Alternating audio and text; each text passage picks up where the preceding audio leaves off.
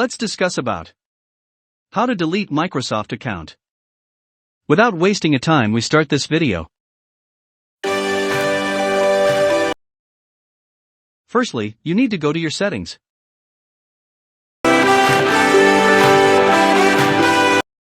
Then, click on Option Accounts.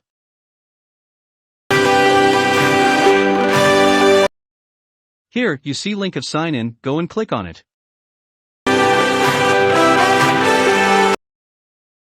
After this, fill all details they need. At the end, they always confirmed with you for sign out.